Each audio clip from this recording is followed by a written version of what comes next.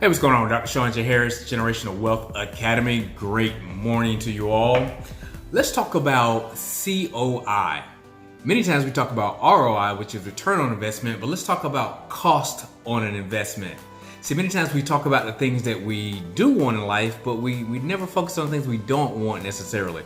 And let me unpackage that a little bit.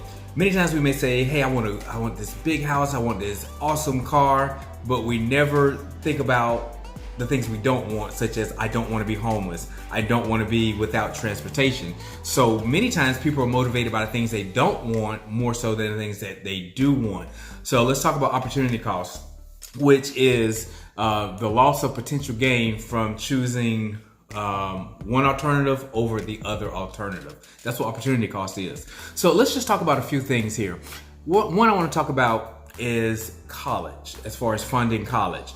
Many times we find ourselves in a decade-long or multi-decade-long debt because of a student loan. Now, there's different alternatives to going to college, which we talk about in Generational Wealth Academy, is just knowing how to fund college. I'll give you a personal example. Here in our home, in our family, DJ, our oldest son, is in the United States Air Force. He just completed his national exam this past weekend, which only took him 2 months. But on the civilian sector, it would have taken him, it's roughly like 12 to 1,800 hours, which can be anywhere between 6 months to a year to complete that course. So again, because he's in the military, it's completely funded by the military as far as his education. While he's in, he can take a college course for a whole different career path, and that'll be completely free as well. Then when he gets out of the military, he still has access to the GI Bill for college funding to take a third career path if he chooses. So this is completely done on the expense of the United States Air Force. So these are some of the things we're going to talk about. What is your cost on the investment? Let's talk about paying off mortgages. I talk about that quite a bit too, as far as it doesn't necessarily take 30 years to pay off a mortgage. Let's say you just want to get an investment property that was maybe $60,000 or $80,000. Well, a very nice luxury car is $60,000 or $80,000, which is designed to pay it off in like 5 years, which is 60 months. So using the same formula, mathematically, we can pay off a house the same way. There's mathematical formulas that I give to my clients, which is you take your mortgage, multiply it times 4, and then take that number divided by 12. Whatever number you now come up with, just put that on the principal of your payment.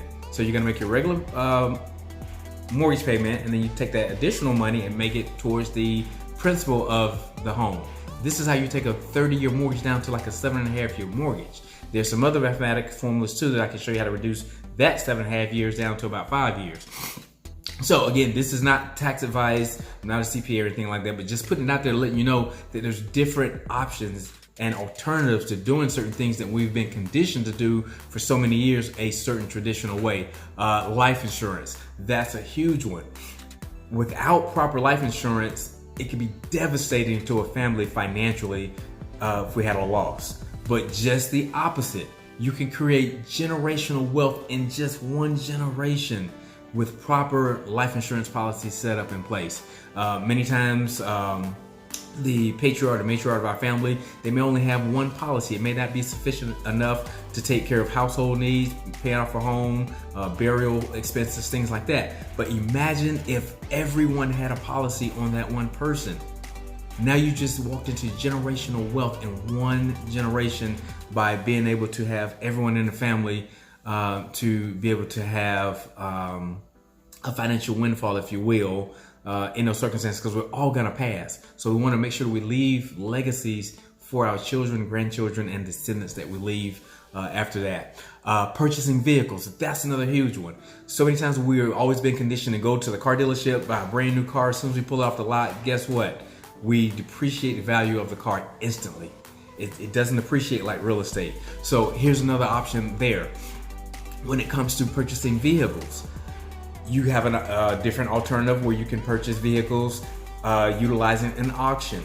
I had a friend once that wanted to buy a Suburban. It was $35,000 for the Suburban. He was only gonna get a 30-day warranty. So on day 31, if the engine fell out or the transmission went bad, he was gonna be stuck, but still had to pay that car note and still had to pay to get the car fixed. I told him that if you went to the auction, you can get that same vehicle for $13,000. Let's say worst case scenario, you needed to replace the engine and the transmission. That was going to be like another $5,000 at that particular time. So that would still put him around $15,000, which was still under half of the cost that he paid for the $35,000 Suburban, which wasn't guaranteed.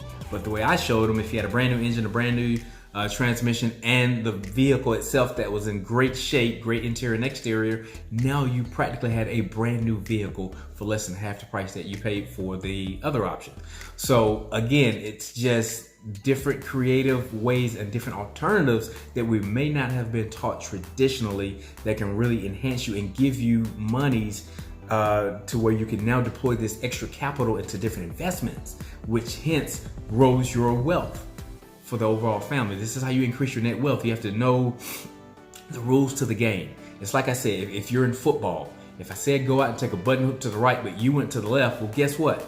The ball was already in the air to the right. All you had to do is turn around and catch it. But because you didn't know the rules to the game, you couldn't catch the ball. If you can't catch the ball, you can't score. If you can't score, you can't win the game, which means you can never win championships. It's the same thing with building generational wealth or success of any magnitude. You got to be able to know the rules to the game. Let's talk about food. Don't be cheap on food. This is one of your major investments, okay, when it comes to your health. Many times, growing up, we used to go to McDonald's. Well, that's what was afforded to us. That's what we were exposed to. But because of different sources of making money, we have different options to be able to get higher quality foods. Because you got to think about this.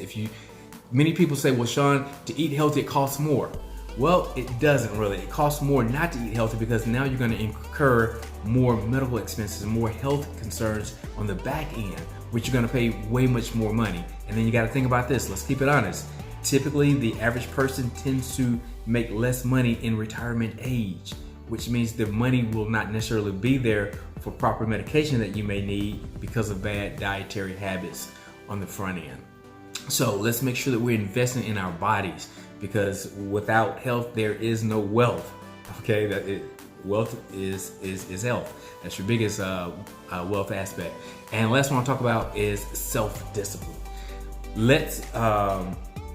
We have to develop ourselves, self-development on that. So what we want to do is, so many times we focus so much on professional enhancements. We put so much money into our professional growth, but how often do we put money into our personal growth? We have to grow as people.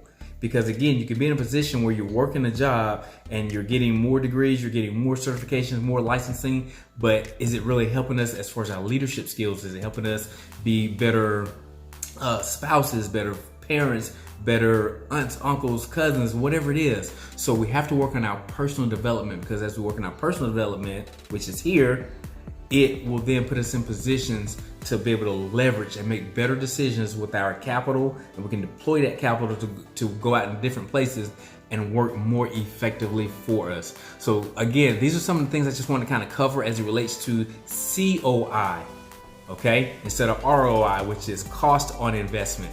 Everything has a cost to it, whether it's opportunity cost. So let's make sure that we are really aligning our focus, our goals, our morals, our values, and make sure that they're lined up with what we want in our future. Okay, guys? So that was my tip for generational wealth for Wealthy Wednesday today.